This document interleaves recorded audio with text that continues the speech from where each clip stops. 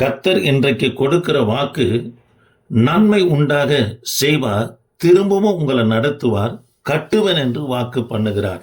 தேவ பிள்ளைகளே, எரேமியா தீர்க்க தரிசன புஸ்தகம் 24ஆம் அதிகாரத்தில் பாபிலோன் சிறையிருப்புக்கு யூத ஜனங்கள் போவதற்கு முன்பதாக எரேமியா ஒரு தரிசனத்தை காண்கிறார்.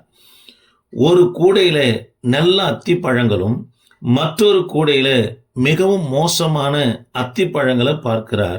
தேவ பிள்ளைகளே, இது யூத ஜனங்களுக்குள்ள காணப்பட்ட 2 மக்களை குறித்து, 2 பிரிவுகளை குறித்து எரேமியாவுக்கு கர்த்தர் அடையாளப்படுத்துகிறார். தேவ பிள்ளைகளே, அத்தி மரம் யூத ஜனங்களை அடையாளப்படுத்துகிறது.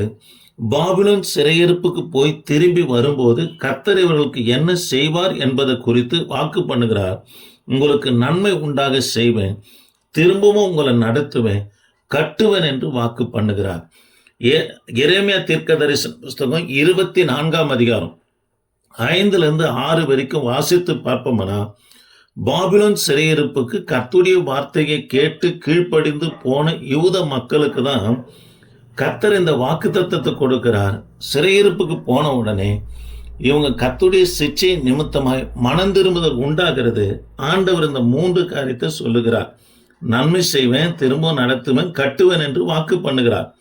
கெட்ட அத்தி பழங்கள் யாரை குறிக்கிறது என்று சொன்னா, தேவ பிள்ளைகளே, யூதாவை ஆட்சி செய்த 20 ராஜாக்கள் கடைசி ராஜா யாருன்னா சிதைக்கியாவும் பிற்பாடு தேவனுடைய வார்த்தை கேட்டு நடக்காத மற்ற தேசங்களுக்கு ஓடிப்போன, குறிப்பாய் எகிப்துக்கு போனவர்களே இங்க தரிசனத்துல கெட்ட அத்தி பழங்களுக்கு ஒப்பிட்டு கர்த்தர் தரிசனத்தை காண்பிக்கிறார்.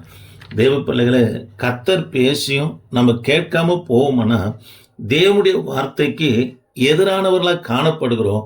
அவர்கள் தேவனுடைய பார்வையில் கெட்டு போன மோசமான அத்தி பழங்களுக்கு என்ன பண்ணா கர்த்தர் ஒப்பிடுகிறத எரேமியா 24:9 தேவனுடைய வார்த்தைக்கு கீழ்ப்படியாதவர்கள கெட்ட அத்தி பழங்களுக்கு அவர்களை ஒப்பிடுகிறது மாத்திரமில்லாம அவர்களுக்கு கர்த்தர் செய்கிற செயலானது அவர்களை துரத்துவேன், எல்லா இடங்களிலும் அவர்களை நிந்தையாக வைப்பேன், சாபமாக வைப்பேன் என்று கர்த்தர் சொல்லுகிறத பார்க்கிறோம். ஆக இந்த வார்த்தையை கேட்கிற எனக்கு அன்பான கர்த்தருடைய பிள்ளைகளே, தேவன் நமக்கு என்ன ஊழியத்தை கொடுத்தாரோ, எந்த காரியத்தை செய்யும்படியாக கர்த்தர் நம்மோடு பேசுகிறாரோ அவைகளை நாம் செய்யும்போது கர்த்தர் நன்மை உண்டாகும்படி செய்வார், திரும்ப நம்மளை நடத்துவார். ஆண்டவர் நம்மளை கட்டி எழுப்புகிற தேவனாக இருக்கிறார். உதாரணத்திற்கு 2 சாமுவேல் 11ஆம் அதிகாரத்துல தாவீது பாவம் செய்யறாரு.